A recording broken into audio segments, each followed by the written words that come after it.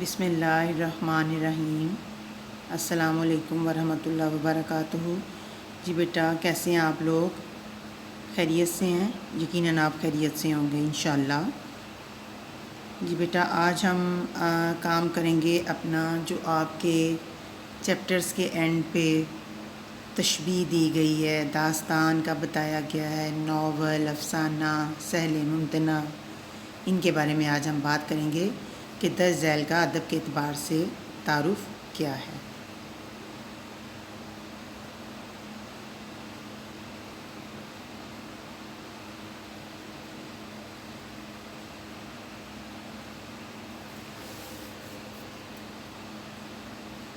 جی بیٹا، اس میں ہے سب سے پہلے داستان۔ داستان کہانی کی طویل اور پیچیدہ صنف کو داستان کہتے ہیں۔ یہ کہانی حقیقی زندگی کی بجائے خیالی زندگی کے واقعات سے تعلق رکھتی ہے۔ اس میں مافوق الفطرت عناصر پائے جاتے ہیں۔ مافوق الفطرت عناصر ان کو کہتے ہیں یعنی کہ سپر پاور چیزیں، مثلاً جن، بھوت، پریاں وغیرہ۔ اور عموماً جو داستان ہوتی ہے نا، وہ رومانوی جو طرز کی ہے نا، وہ بھی داستان ہوتی ہے، ٹھیک ہے جی، جس میں رومانیت کا رنگ پایا جاتا ہے، جیسے کہ آپ نے اکثر سنا ہوگا۔ سب سے پہلے تو آپ کے جو اسباق ہیں، آپ کا حصہ نثر میں ایک داستان ہے، وہ ہے پریستان کی شہزادی، جس میں پریوں اور جنوں کی باتیں جو ہیں، بھوت کی باتیں ہیں، اس میں اس کو داستان کہتے ہیں، ٹھیک ہے بیٹا۔ اور اکثر آپ نے سنا بھی ہوگا داستان کے بارے میں کہ ہیر رانجھا کی داستان، رومیو جولیٹ کی داستان وغیرہ وغیرہ، ٹھیک ہے بیٹا۔ آگے ہے افسانہ۔ افسانہ ایسی فرضی کہانی کو کہتے ہیں جس میں زندگی کے کسی ایک واقعے، پہلو یا کردار کو پیش کیا جاتا ہے۔ اس کے کردار فرضی ہوتے ہیں لیکن حقیقی نظر آتے ہیں، اور اس کی خوبی کیا ہے؟ اختصار، یعنی کہ اس کا مختصر ہونا، وحدت تاثر اور جامعیت اس کی بنیادی صفات ہوتی ہیں، یعنی کہ یہ جامع ہوتا ہے۔ آگے ہے جی ناول۔ وہ کہانی ہے جس کی بنیاد حقیقی زندگی پر ہو۔ اس میں زندگی کا ایک دور اپنے تمام تر رنگوں کے ساتھ پیش کیا جاتا ہے۔ کہانی کے واقعات کے بہاؤ میں ایک فطری پن ہوتا ہے۔ اس کے کردار گوشت پوش کے انسان ہوتے ہیں جن میں خوبیاں اور خامیاں ہوتی ہیں۔ آگے ہے تشبیہ۔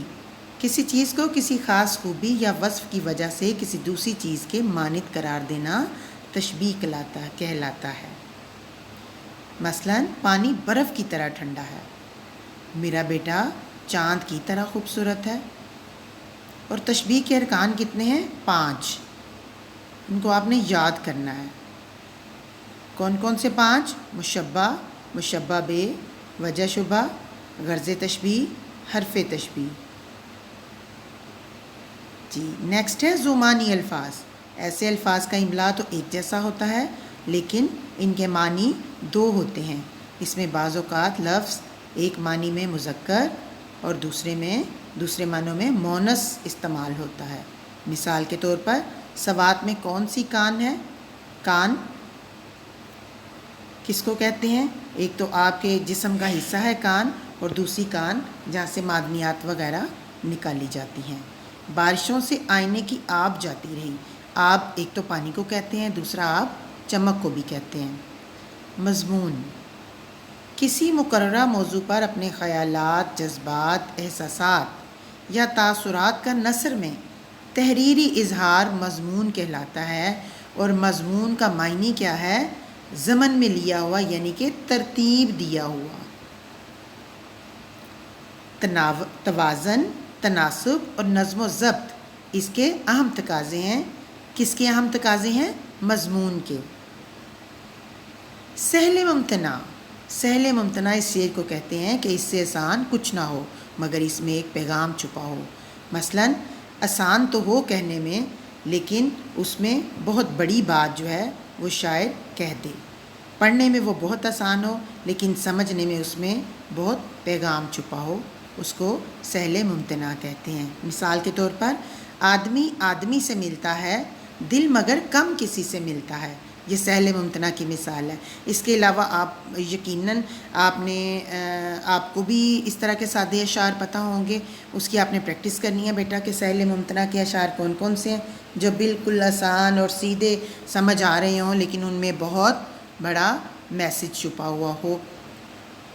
اور اس کے علاوہ بھی اس کی ایک مثال ہے، جیسے دل ناداں تجھے ہوا کیا ہے، آخر اس درد کی دوا کیا ہے، یہ بھی سہل ممتنع کی ہی مثال ہے۔ جی بیٹا، آپ نے ان کو دھیان سے کرنا ہے اور اس کو ریوائز بھی کرنا ہے بیٹا، ٹھیک ہے۔